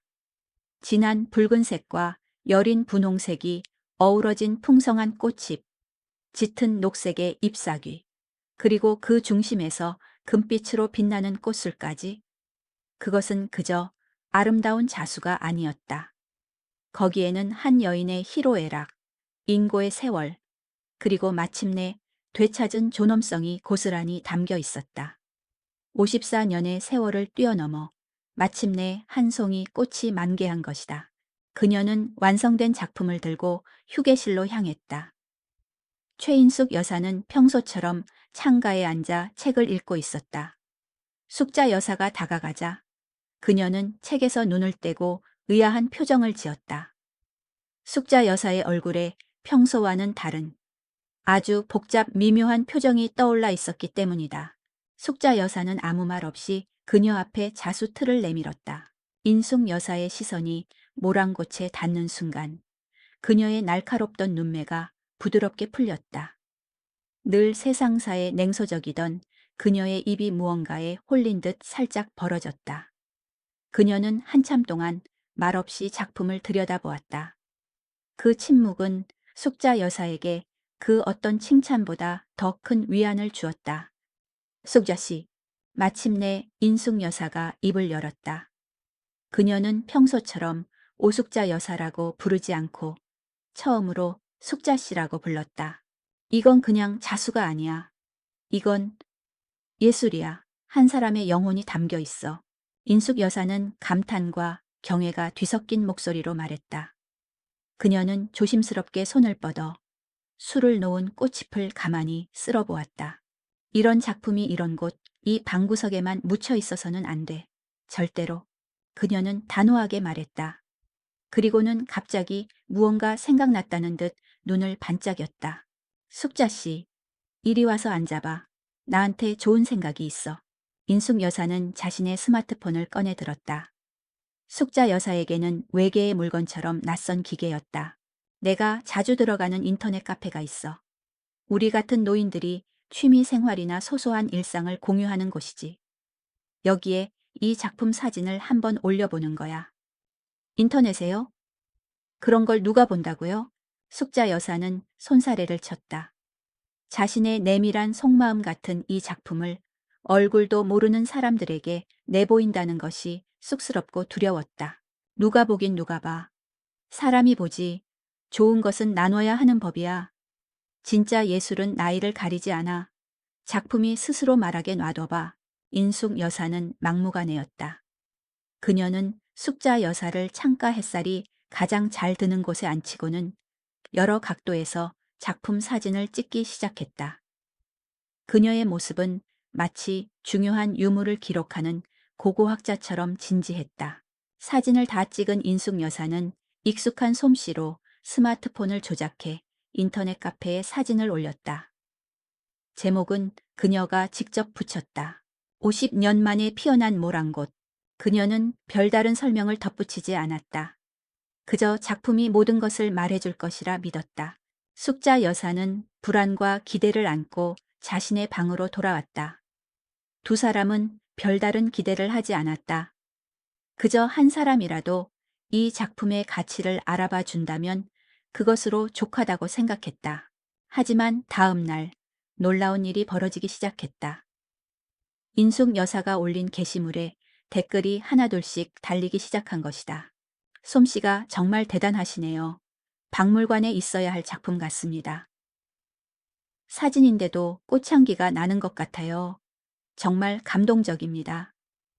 한 땀 한 땀에 담긴 세월의 깊이가 느껴집니다. 존경스럽습니다. 댓글은 삽시간에 수십 개로 불어났다. 사람들은 숙자 여사의 작품에 열광했다. 그들은 단순히 기술을 칭찬하는 것을 넘어 작품에 담긴 정서와 이야기에 깊이 공감했다. 숙자 여사는 인숙 여사의 스마트폰을 통해 자신의 작품에 대한 반응을 읽으며 생전 처음 느껴보는 벅찬 감정에 휩싸였다. 평생을 그림자처럼 살아온 자신이 처음으로 세상의 주목을 받고 있었다. 그리고 이틀 뒤 결정적인 사건이 일어났다. 인숙 여사의 카페 계정으로 한 통의 쪽지가 도착했다. 안녕하십니까? 저는 인사동에서 작은 전통 공예 갤러리를 운영하고 있는 김도윤이라고 합니다. 쪽지는 그렇게 시작되었다. 그는 우연히 카페에서 모란 자수 사진을 보고 큰 충격과 감동을 받았다고 했다. 한참을 들여다보며 작가가 어떤 마음으로 이 작품을 만들었을지 상상해 보았다고도 했다. 실례가 안 된다면 이 작품을 제가 구매할 수 있을지 여쭤보고 싶습니다. 저희 갤러리에 꼭 모시고 싶은 작품입니다. 부디 긍정적으로 검토해 주시길 바랍니다. 그리고 쪽지 끝에는 그가 제시하는 가격이 적혀 있었다. 인숙 여사는 쪽지를 읽고 자신의 눈을 의심했다. 그녀는 안경을 고쳐 쓰고 숫자를 다시 세어 보았다. 0이 하나, 둘, 셋, 분명히 잘못 본 것이 아니었다. 그녀가 상상했던 것보다 훨씬 큰 금액이었다. 숙자 씨, 이리 와서 이것 좀 봐, 빨리. 인숙 여사는 흥분을 감추지 못하고 숙자 여사를 불렀다. 숙자 여사는 어리둥절한 표정으로 그녀의 스마트폰 화면을 들여다보았다. 그녀는 긴 글을 다 읽지 못했다. 그녀의 눈에는 오직 마지막에 적힌 가격만이 들어왔다. 순간 세상이 멈춘 것 같았다. 그 숫자는 그녀에게 현실감이 없었다. 그것은 돈의 액수를 넘어선 자신의 삶 전체에 대한 평가처럼 느껴졌다. 아무도 알아주지 않았던, 스스로도 잊고 살았던 자신의 재능과 시간이 이런 가치를 가질 수 있다는 말인가. 그녀는 천천히 자신의 두 손을 내려다보았다. 설거지로 거칠어지고 아이들을 키우느라 투박해지고 이제는 관절염으로 뒤틀리기까지 한 늙고 못생긴 손. 하지만 오늘 그녀는 처음으로 자신의 손이 다르게 보였다. 이 손이, 바로 이 손이 50년의 세월을 뛰어넘어 다시 꽃을 피워낸 것이다. 어떡하지, 숙자씨? 뭐라고 답장을 해야 할까? 인숙 여사가 떨리는 목소리로 물었다. 숙자 여사는 대답 대신 창밖을 바라보았다. 창밖으로는 저녁 노을이 붉게 물들고 있었다. 50년 전 인사동에 작은 가게를 내는 꿈을 꾸었던 18 소녀의 꿈. 그 꿈이 불가능한 방식으로 가장 예기치 못한 순간에 그녀의 눈앞에 현실로 다가와 있었다. 김도윤이라는 갤러리 관장의 쪽지는 고요했던 오숙자 여사의 세계에 떨어진 커다란 돌멩이와 같았다. 그가 제시한 금액은 그녀의 상상을 아득히 뛰어넘는 것이었다. 그녀는 평생 그만한 돈을 자신의 손에 쥐어본 적이 없었다. 남편이 남긴 약간의 유산도, 아들이 가끔 쥐어주던 용돈도 이 금액 앞에서는 초라하게 느껴졌다. 어떡하면 좋지? 숙자 여사는 망견자실한 표정으로 인숙 여사를 바라보았다. 기쁨보다는 두려움이 앞섰다. 그 숫자가 담고 있는 무게를 감당할 자신이 없었다. 뭘 어떻게, 당연히 팔아야지. 인숙 여사는 단호하게 말했다. 그녀는 숙자 여사의 마음을 꿰뚫어 보고 있었다. 숙자 씨, 이건 그냥 돈이 아니야.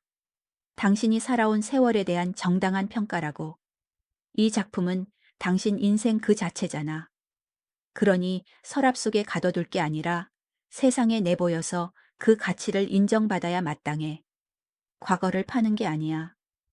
이걸로 당신의 미래를 사는 거지. 당신의 미래를 사는 것. 그 말이 숙자 여사의 마음에 깊이 파고들었다. 미래. 자신에게도 아직 미래라는 것이 남아 있었던가. 그녀는 그저 이곳에서 조용히 생의 마지막을 기다리는 것이 자신의 운명이라 생각했다. 하지만 인숙 여사의 말은 그녀에게 다른 가능성이 있음을 암시하고 있었다. 하지만 이걸 어떻게, 제가 할 줄 아는 게 아무것도 없는데요. 걱정 마. 내가 있잖아. 이런 건 내가 전문이지. 인숙 여사는 자신만만하게 가슴을 쳤다. 그녀는 전직 국어 교사답게 논리 정연한 문장으로 갤러리 관장에게 답장을 보내기 시작했다. 그녀는 숙자 여사를 평생을 숨어 지낸 무명의 예술가로 소개하며 작품에 담긴 사연을 간략하게 덧붙였다. 그리고 작품의 가치를 존중해 준 것에 대한 감사를 표하며 판매에 긍정적으로 임하겠다는 뜻을 전했다. 김도윤 관장과의 소통은 인숙 여사의 스마트폰을 통해 며칠간 이어졌다. 그는 매우 정중하고 작품에 대한 깊은 애정을 보여주었다. 그는 단순히 작품을 구매하는 것을 넘어 작가인 오숙자 여사의 삶과 철학을 이해하려 노력했다. 그의 진심 어린 태도에 숙자 여사의 불안감은 조금씩 누그러졌다. 마침내 판매가 결정되었다. 계약금은 다음 날 바로 숙자 여사의 통장으로 입금될 것이며 작품은 전문 업체를 통해 안전하게 운송될 것이라고 했다. 다음 날 아침 숙자 여사는 몇십 년간 사용하지 않아 존재조차 잊고 있던 자신의 낡은 통장을 품에 안고 인숙 여사와 함께 시설 내에 있는 작은 은행 창구를 찾았다. 통장은 이미 거래가 중지된 휴면 계좌 상태였다. 직원의 도움을 받아 계좌를 다시 활성화하고 그녀는 떨리는 마음으로 통장을 단말기에 넣었다. 잠시 후 입금 내역이 찍힌 새로운 통장이 나왔다. 숙자 여사는 안경을 고쳐 쓰고 통장을 들여다보았다. 김도윤이라는 이름과 함께 그녀의 눈을 의심하게 만드는 긴 숫자가 찍혀 있었다. 그 순간 그녀는 아무 생각도 할 수 없었다. 그저 멍하니 그 숫자들을 바라볼 뿐이었다. 이것이 자신의 돈이었다. 남편에게서 받은 것도 자식에게 기댄 것도 아닌 오롯이 자신의 손으로 자신의 재능으로 벌어들인 첫 돈이었다. 결혼한 이래 54년 만의 일이었다. 꾹 눌러왔던 감정이 북받쳐 올라 눈시울이 뜨거워졌다. 그녀는 황급히 고개를 숙여 다른 사람들이 자신의 눈물을 보지 못하게 했다. 이 돈은 단순한 화폐가 아니었다. 이것은 그녀의 잃어버린 시간과 잊혔던 꿈에 대한 보상이었다. 그녀가 쓸모없는 늙은이가 아니라 세상에 단 하나뿐인 가치를 지닌 존재임을 증명하는 징표였다. 이틀 뒤 약속대로 작품을 운송하기 위한 전문가들이 실버 블라썸 빌리지를 찾아왔다. 흰 장갑을 낀 두 명의 남자는 숙자 여사의 작품을 마치 귀한 보물처럼 조심스럽게 다루었다.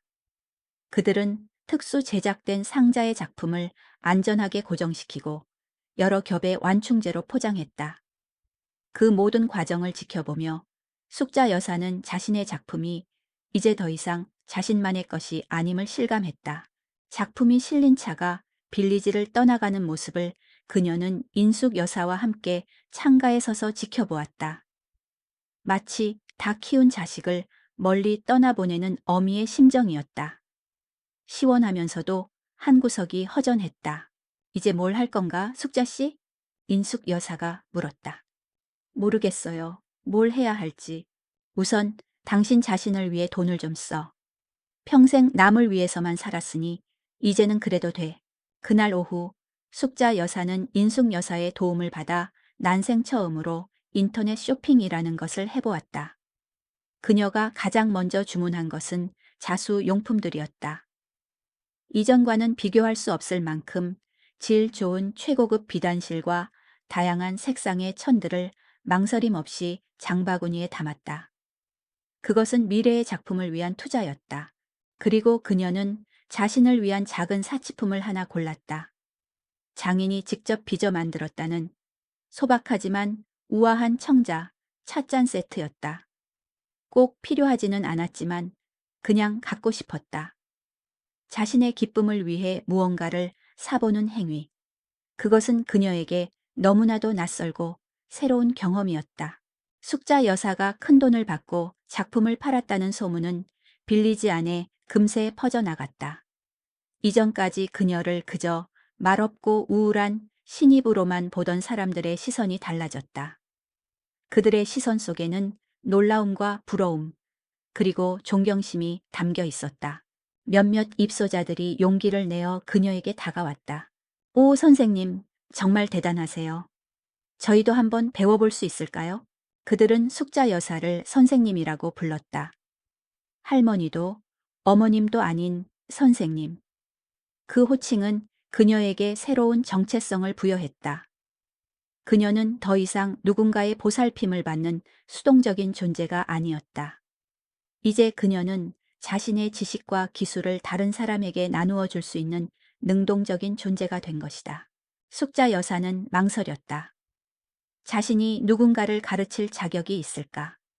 하지만 옆에 있던 인숙 여사가 그녀의 등을 툭 쳤다. 뭘 망설여. 좋은 재능은 나누라고 있는 거야. 숙자 씨는 이미 최고의 선생님이야. 그 말에 용기를 얻어 숙자 여사는 고개를 끄덕였다. 그 주 주말 휴게실 한쪽에서는 작은 자수 교실이 열렸다. 숙자 여사는 자신의 앞에 앉은 3명의 학생들을 바라보았다. 모두 그녀와 비슷한 연배에 저마다의 사연을 안고 이곳에 들어온 여성들이었다. 숙자 여사는 말없이 자신이 새로 산 고운 비단실과 천을 그들 앞에 나누어 주었다. 그리고 바늘 잡는 법부터 아주 천천히 차근차근 가르치기 시작했다. 그녀의 목소리는 낮고 조용했지만 그 안에는 이전에는 없었던 자신감과 권위가 실려 있었다. 그녀는 더 이상 외롭지 않았다. 자신의 손으로 돈을 벌고 자신의 의지로 물건을 사고 자신의 재능을 다른 이들과 나누면서 그녀는 실버 블라썸 빌리지라는 화려한 감옥 안에 자신만의 작고 단단한 왕국을 건설하고 있었다.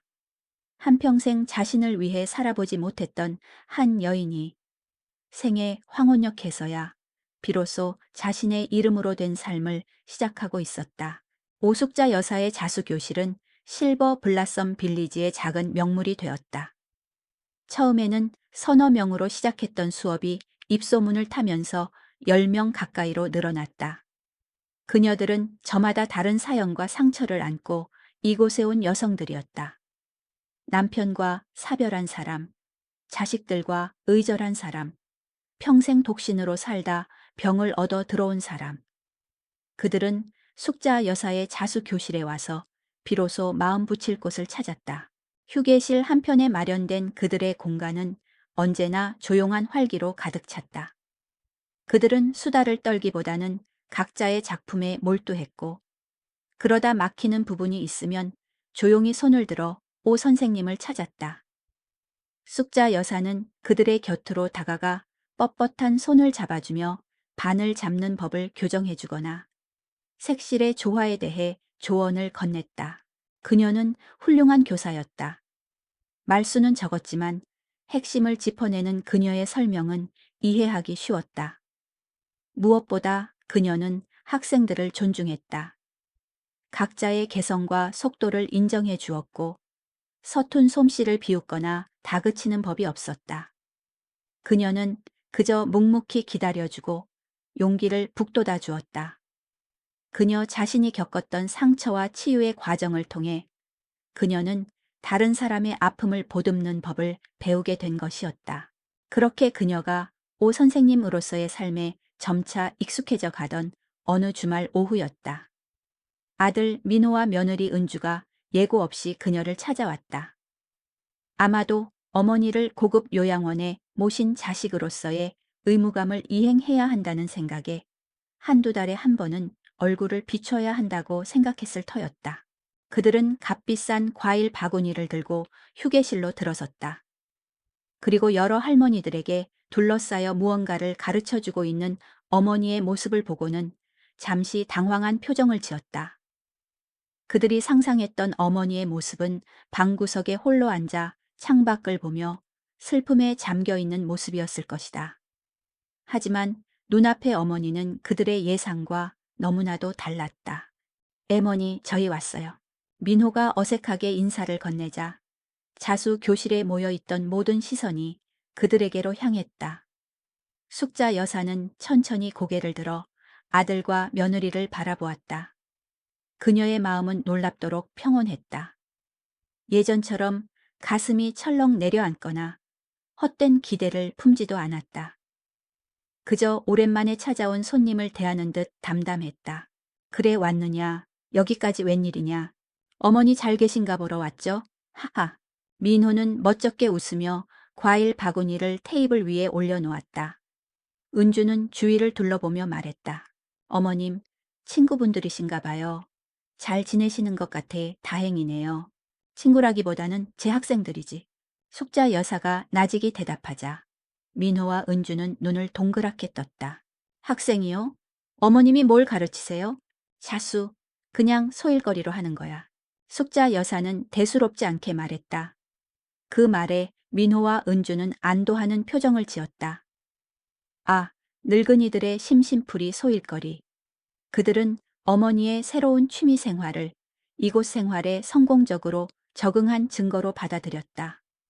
그들은 어머니가 밤새워 작품을 만들고 그것을 팔아 자신의 힘으로 돈을 벌고 있다는 사실은 꿈에도 상상하지 못했다. 어머님, 솜씨가 좋으시네요. 예쁘다. 어머님한테 딱 맞는 좋은 취미네요. 은주가 자수 틀을 들여다보며 말했다. 그 칭찬 속에는 노인에게 어울리는 이라는 무의식적인 전제가 깔려 있었다. 숙자 여사는 아무 대꾸도 하지 않고 희미하게 미소만 지었다. 아들과 며느리는 어머니 옆에 자리를 잡고 앉아 의무적으로 안부를 묻기 시작했다. 식사는 어떤지, 잠자리는 편한지, 불편한 곳은 없는지. 숙자 여사는 짧게 대답하며 오히려 그들에게 차를 권했다.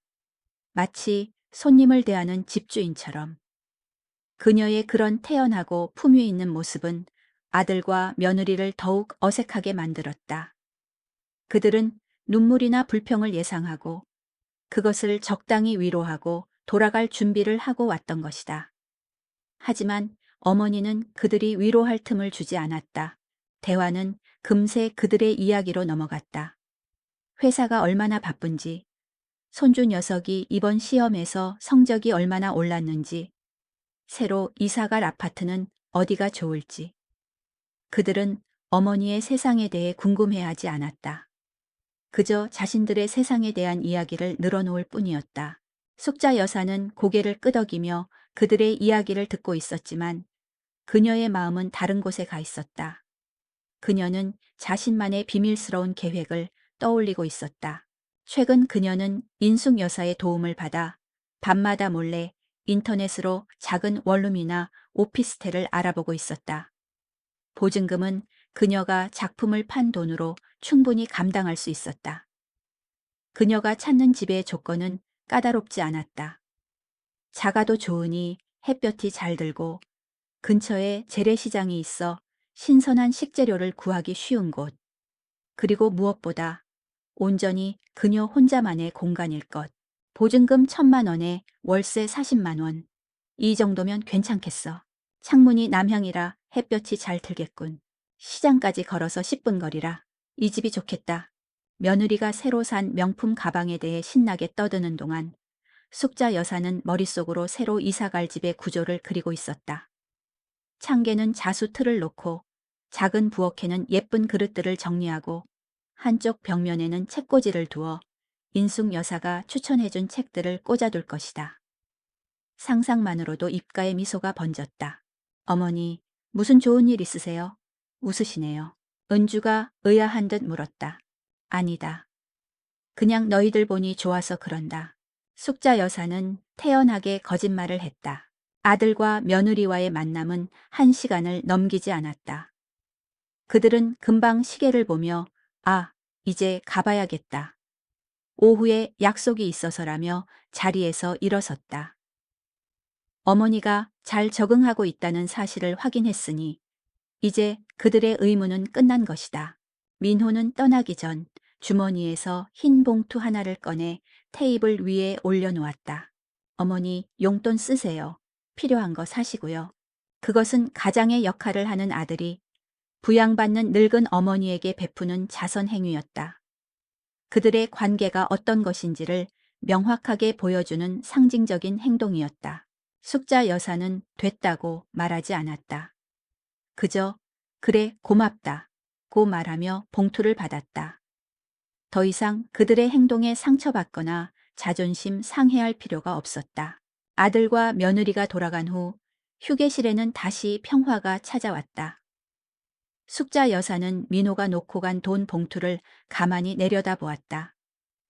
그리고는 열어보지도 않은 채 자신의 작은 송화방에 넣었다. 그녀의 통장에 들어있는 돈에 비하면 이 봉투 안의 돈은 아무런 의미도 없었다.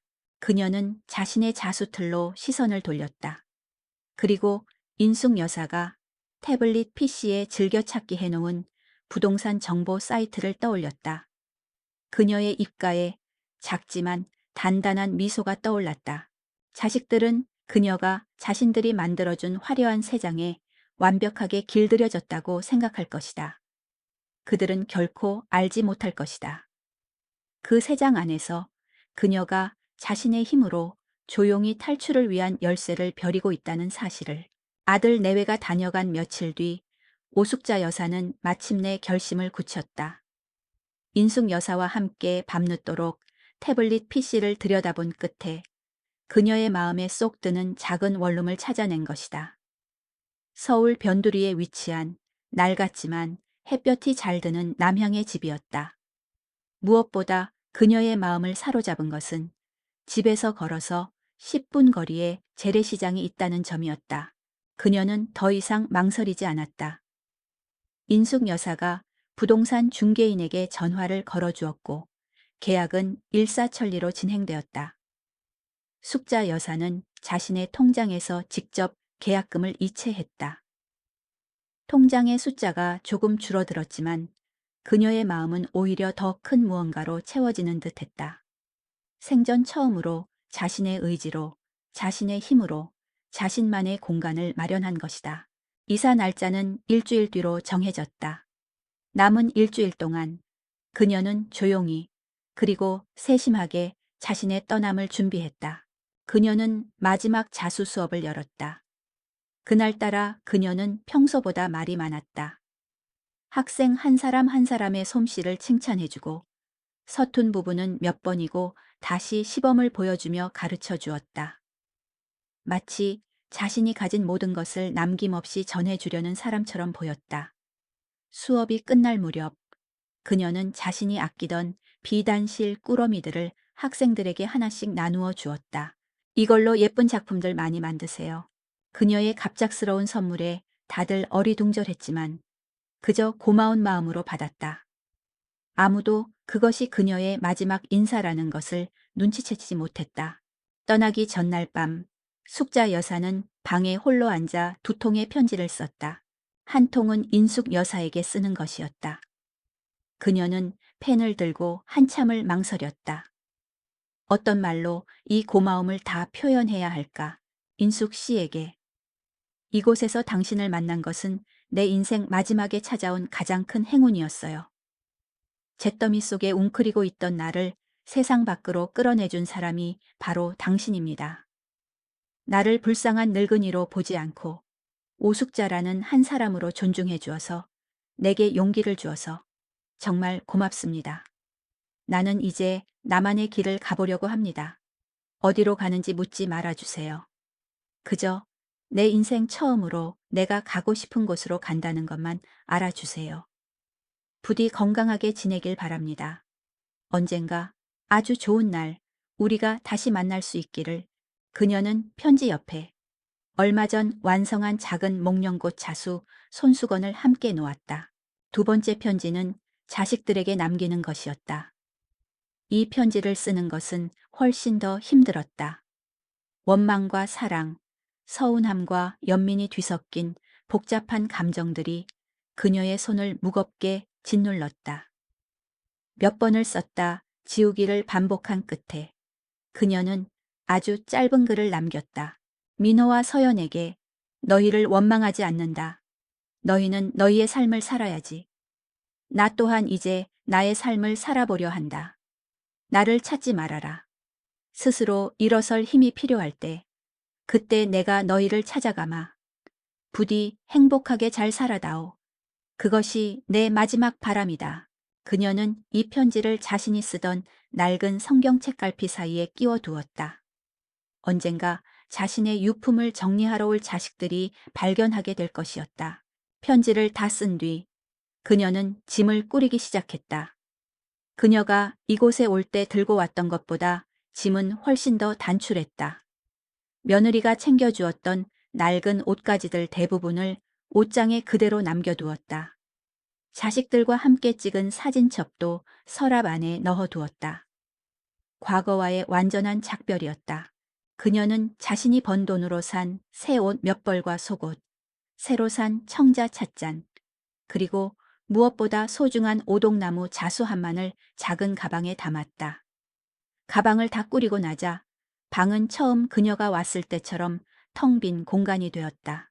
다음 날 아침 유난히 맑은 햇살이 창문을 통해 쏟아져 들어왔다.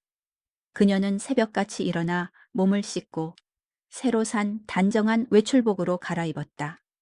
그리고 어젯밤 써둔 인숙 여사에게 남기는 편지와 손수건을 책상 위에 올려놓았다.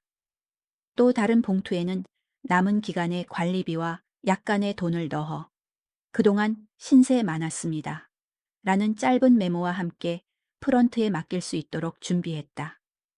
그녀는 어떤 빚도 남기고 싶지 않았다. 그녀는 시설의 공중전화를 이용해 직접 택시를 불렀다. 수십 년 만에 처음으로 해보는 일이었다. 그녀는 소란을 피우고 싶지 않아 택시 기사에게 정문 밖 길가에서 기다려달라고 부탁했다. 모든 준비가 끝났다.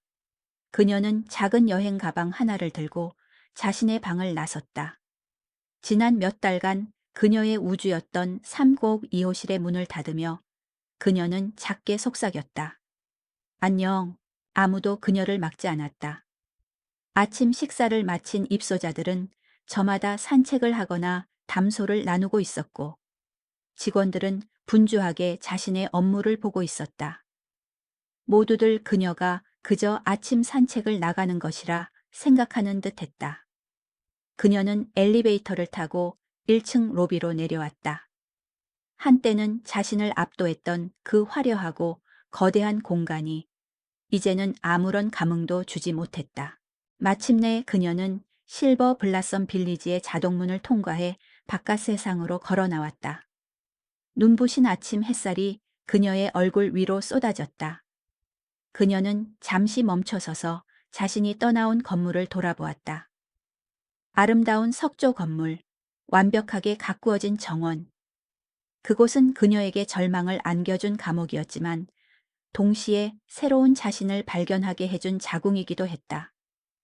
그녀의 마음속에는 더 이상 분노나 슬픔이 남아있지 않았다. 오직 모든 것이 끝났다는 고요한 안도감만이 존재했다. 정문 밖 길게는 그녀가 부른 노란색 택시가 약속대로 기다리고 있었다.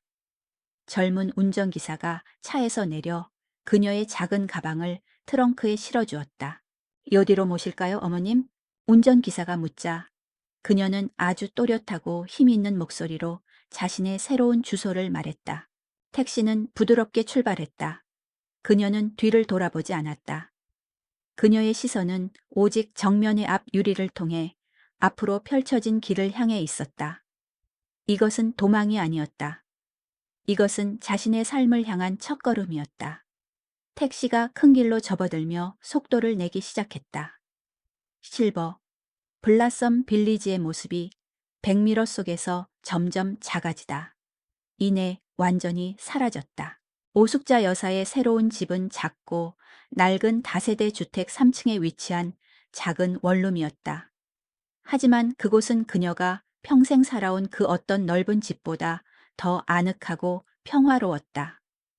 남쪽으로 난 커다란 창문으로는 아침부터 저녁까지 따스한 햇살이 쏟아져 들어왔고 창문을 열면 동네 아이들의 제잘거리는 소리와 시장의 활기찬 소음이 정겹게 들려왔다. 그녀는 자신의 왕국을 정성스럽게 꾸몄다. 방 한가운데에는 작은 밥상을 놓고 창계는 가장 아끼는 자수틀을 위한 자리를 마련했다. 부엌 선반에는 자신이 번 돈으로 산 예쁜 청자 찻잔과 그릇들을 가지런히 정리해 두었다. 그리고 창틀에는 작은 국화 화분을 하나 사다 놓았다. 매일 아침 그 국화에 물을 주는 것으로 그녀의 하루는 시작되었다. 그녀의 일상은 단순했지만 그 속에는 온전한 자유와 기쁨이 있었다. 그녀는 더 이상 정해진 시간에 울리는 안내 방송에 맞춰 일어나지 않았다.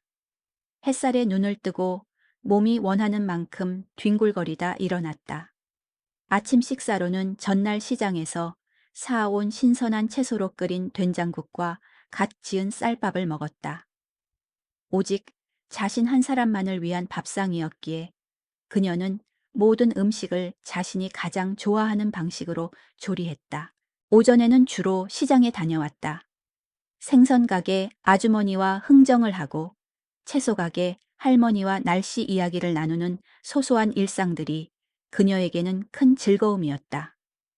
그녀는 더 이상 실버 블라썸 빌리지에 고립된 입소자가 아니었다. 그녀는 이 동네의 새로운 이웃, 살아 숨쉬는 공동체의 일원이었다. 오후 시간은 온전히 자수를 위한 것이었다. 그녀는 갤러리 관장 김도윤 씨의 제안을 받아들여 사계절의 들꽃이라는 주제로 새로운 연작을 시작했다. 봄의 제비꽃, 여름의 원추리, 가을의 구절초, 겨울의 동백. 그녀의 손끝에서 피어나는 작은 꽃들은 이전의 화려한 모란과는 또 다른 소박하지만 끈질긴 생명력으로 가득 차 있었다. 그녀는 이제 더 이상 한을 풀기 위해 술을 놓지 않았다. 그녀는 기쁨으로 창작의 희열로 술을 놓았다. 가끔은 인숙 여사와 전화 통화를 했다. 인숙 여사는 그녀가 떠난 뒤 실버 블라썸 빌리지에서 있었던 소동에 대해 전해주었다. 관리 사무소에서는 한바탕 난리가 났었고 그녀의 행방을 찾으려 했었다고 한다. 하지만 인숙 여사가 그분은 자기 작업을 위해 스튜디오를 찾아 떠난 예술가요. 귀찮게 굴지 마시오. 라고 호통을 쳐서 잠잠해졌다고 했다. 자식들에게는 아직 연락이 가지 않은 모양이었다. 시설 측에서도 섣불리 연락했다가 책임을 추궁당할까봐 망설이는 듯했다. 다들 숙자 씨를 얼마나 부러워하는지 몰라. 다들 당신처럼 떠날 용기가 없어서 여기 붙들려 있는 거지. 인숙 여사의 말에 숙자 여사는 그저 희미하게 웃었다. 시간은 평화롭게 흘러갔다. 그녀의 새로운 삶이 안정적인 궤도에 오를 무렵 한 통의 전화가 걸려왔다. 그녀가 인숙 여사의 도움을 받아 새로 개통한 전화번호를 아는 사람이 거의 없는 휴대전화였다. 화면에는 아들 이민호라는 이름이 선명하게 떠 있었다. 드디어 올 것이 온 것이다. 시설 측에서 결국 아들에게 연락을 한 모양이었다. 숙자 여사는 잠시 숨을 골랐다. 예전 같았으면 심장이 철렁 내려앉고 무슨 말을 해야 할지 몰라 허둥댔을 것이다. 하지만 지금 그녀는 놀랍도록 차분했다. 그녀는 전화를 받지 않았다. 벨소리가 방 안을 채우다 이내 조용해졌다. 잠시 후 이번에는 딸 서연에게서 전화가 걸려왔다. 그녀는 역시 받지 않았다. 다시 민호에게서 문자가 도착했다. 어머니, 어디 계세요? 연락 주세요. 걱정됩니다. 걱정. 그 단어가 낯설게 느껴졌다. 그들이 정말로 걱정하는 것은 자신의 안위일까?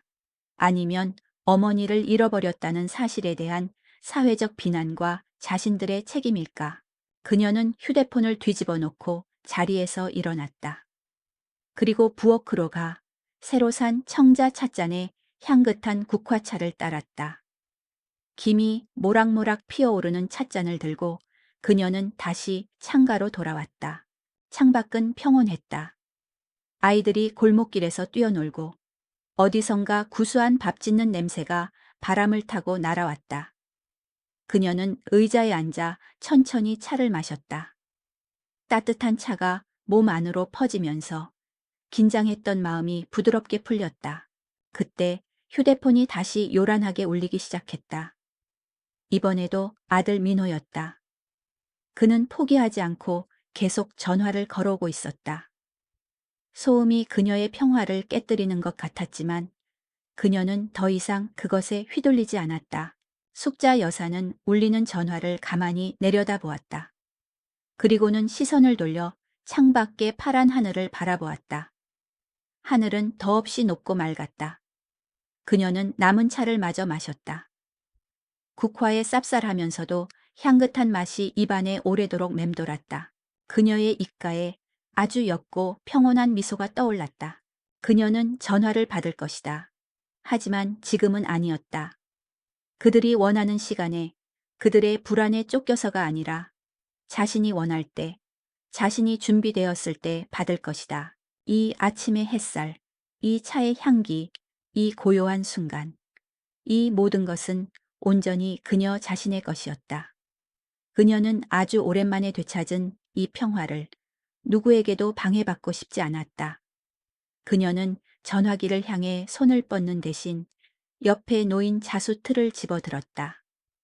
아직 피어나지 않은 작은 들꽃들이 그녀의 손길을 기다리고 있었다.